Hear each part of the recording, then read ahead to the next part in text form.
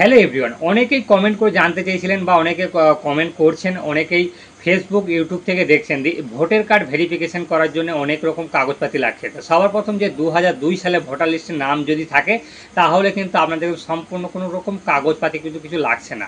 তাই সম্পূর্ণ বিনামূল্যে কিন্তু 2002 সালে ভোটার লিস্ট অনেকেই ডাউনলোড করার চেষ্টা করছেন বা ডাউনলোড করতে পারছেন না।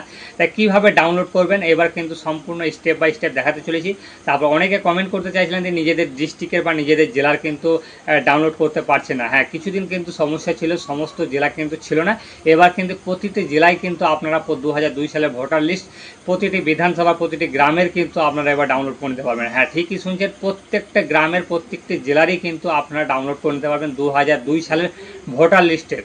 তা ভোটার লিস্ট কীভাবে ডাউনলোড করবেন সম্পূর্ণ স্টেপ বাই স্টেপ দেখতে গেলে এই ভিডিওটি প্রথম থেকে শেষ পর্যন্ত দেখুন ধৈর্য সহকারে।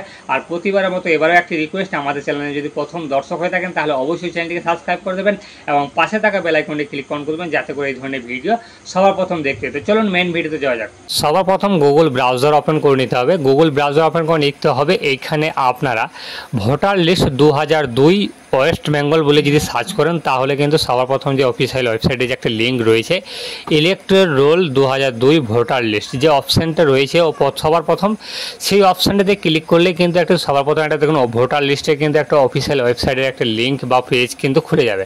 সেই পেজ থেকে কিন্তু সরাসরি কিন্তু আপনারা ডাউনলোড করে নিতে পারবেন। দেখুন একটু টাইম লাগছে, এটা প্রত্যেকেই ডাউনলোড করার জন্য এই সার্ভারটাকে ওপেন করছে, সেই জন্য একটু সার্ভার স্লো থাকতে পারে।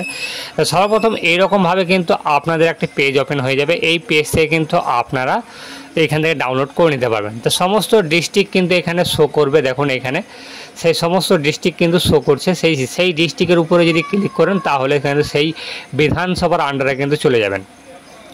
তা আমি বীরভূম ডিস্ট্রিক্টের জন্য আর ডাউনলোড করতে চাইছি। আপনারা যে ডিস্ট্রিক্টটা সিলেক্ট করবেন সেই ডিস্ট্রিক্টটার মধ্যেই ক্লিক করতে হবে। দেখুন বীরভূম ডিস্ট্রিক্টে আমি ক্লিক করলাম, ক্লিক করার পরে দেখুন একটা ওপেন হয়ে গেল। এই বীরভূম ডিস্ট্রিক্টের আন্ডারে যতগুলি বিধানসভা রয়েছে সেই বিধানসভার কিন্তু নাম কিন্তু এখানে ওপেন হয়ে যাবে। প্রত্যেকেই ডাউনলোড করার চেষ্টা করছে, তাই এখানে কিন্তু রিফ্রেশ করে নেবেন।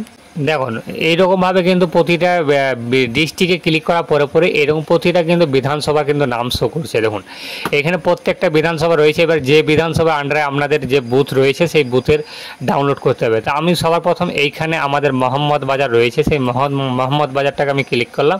এটা বিধানসভার নাম।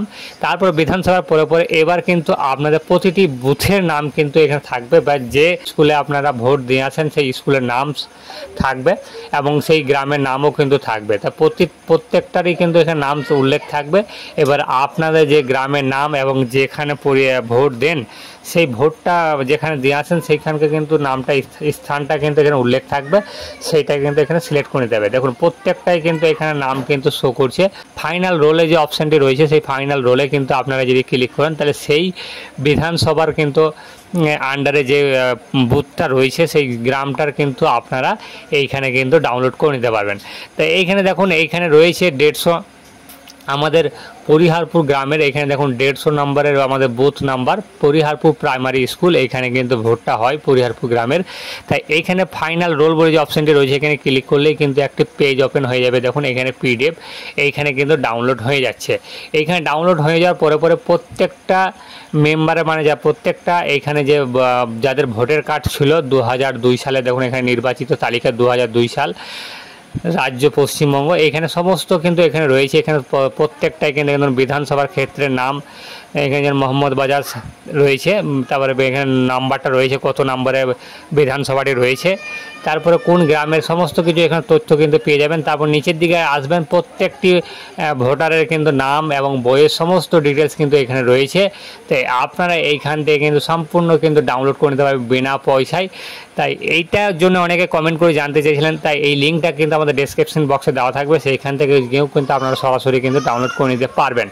তাই সবাই কিন্তু এক চান্সে খুলবে না, এটা রিফ্রেশ করে কিন্তু খুলবেন, তাহলে কিন্তু আপনারা পেয়ে যাবেন। বারবার ওপেন করার পরে দেখবেন কোনো না কোনো সময় কিন্তু আপনারা ডাউনলোড করে নিতে পারবেন।